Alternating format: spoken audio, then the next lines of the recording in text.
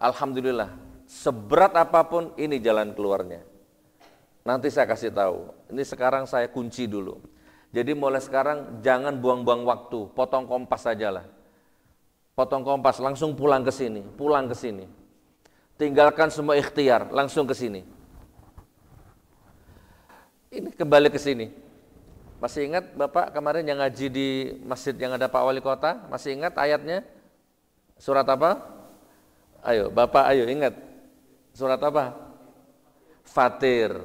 Surat Fatir ayat 29. Innalladzina yatluna kitaballahi wa aqamus salat wa anfaqu mimma razaqnahum sirra wa alaniyatan yarjuna tijaratan lan tabur. Fatir, catat Pak, di dalam pikirannya, catat. Ini bukan dibaca, bukan, ini resep. Ayat ini yang membuat utang saya lunas. Bukan hanya utang, semua masalah di luar selesai. Yang mendolimi saya hancur semua di luar itu. Saya nggak usah sebut namanya. Hancur, istrinya minta maaf sama saya.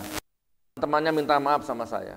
Gus Nur, orang yang dulu memfitnah Gus Nur dengan keras, orang yang dulu bikin tumpeng syukuran ketika Gus Nur ditangkap, sekarang hancur hidupnya.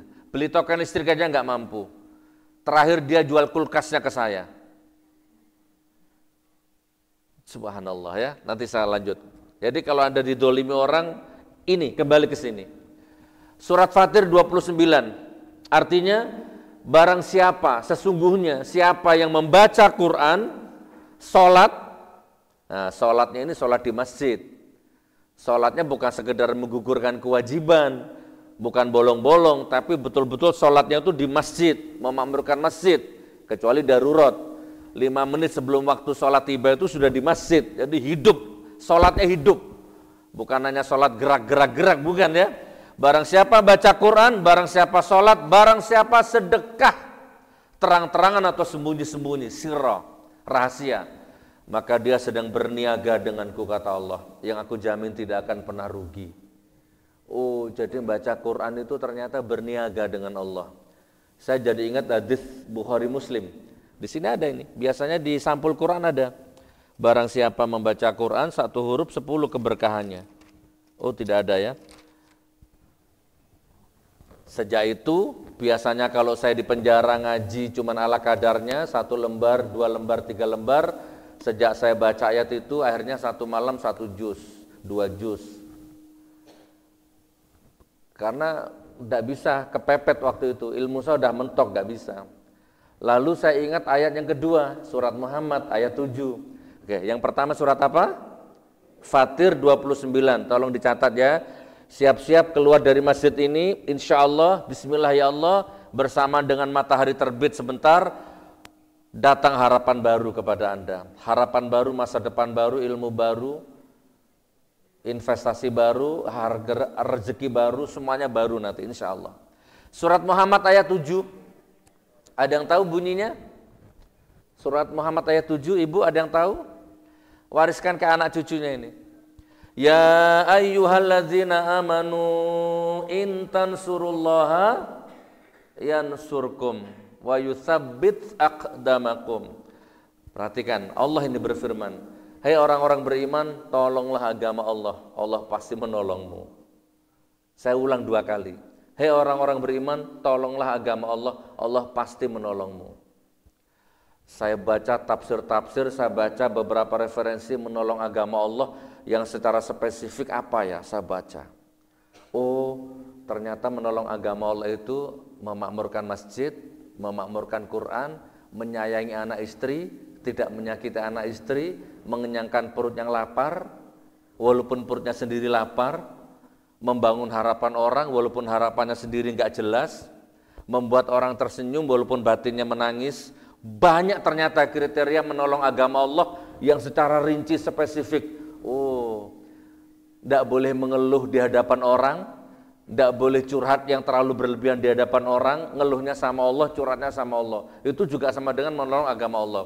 Oh subhanallah, sejak itu saya langsung totalitas.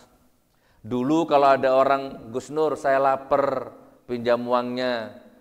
Pas saya nggak punya uang tuh, saya batin, saya sendiri lapar, ngurusi perutmu, kan gitu ya, sebelum ditagih hutang. Tapi begitu saya ditagih hutang, subhanallah, saya nggak bisa mengungkapkan ini, kehabisan kata-kata saya untuk mencari ibarat. Gus, saya lapar Gus, tolong dibantu Gus untuk sarapan saja. Pas saya nggak punya uang ini, oh tunggu sebentar, tak ambilkan uang. Padahal saya nggak punya uang. Di masjid itu ada, di penjara ada masjid. Gus, saya pinjam atau minta uang 10.000 saja. Di penjara nasi 10.000 itu sudah nikmat Bapak.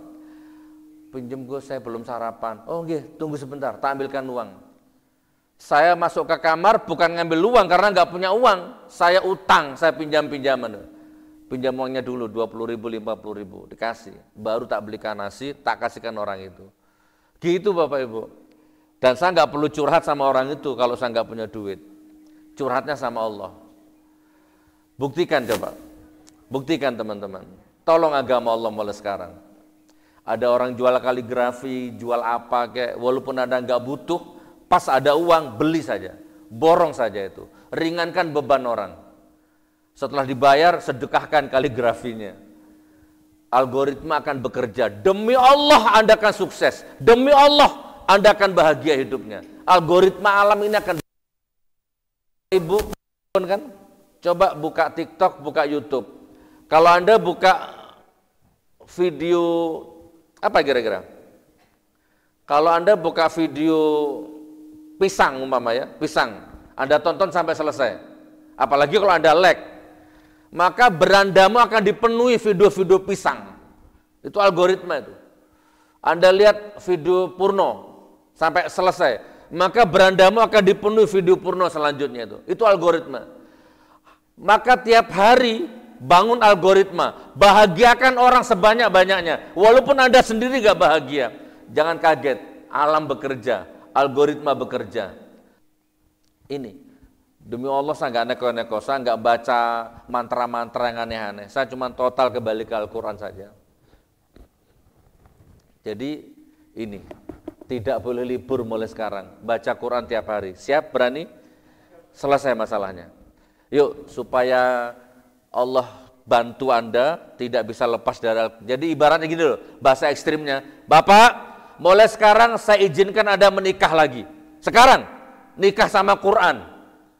Jadi sudah punya istri kan? Nambah istri. Ini istrinya. Nikah lagi sekarang. Jangan jauh-jauh dari Al-Quran. Lisanmu, matamu, tanganmu punya hak untuk didekatkan sama Al-Quran. Bahkan hidungmu punya hak menyentuh Al-Quran. Jangan jauh-jauh. Satu ayat, dua ayat, satu juz, dua juz, selesai. Kembali ke Al-Quran. Menikah lagi dengan Al-Quran. Insya Allah. Siap? Yuk, baca doa khutbah Quran satu kali. Supaya dibantu sama Allah nancap ke pembuluh darah kita mulai sekarang. Saya kasih contoh bareng-bareng. Allahumma arhamna bil Qur'an waj'alhu lana imaman wa nura. Terus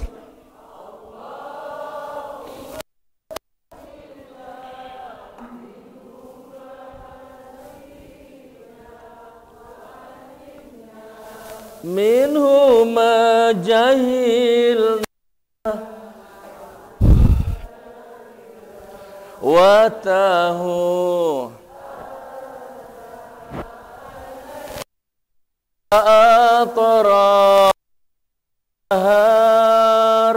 waj'alhu lana hujjah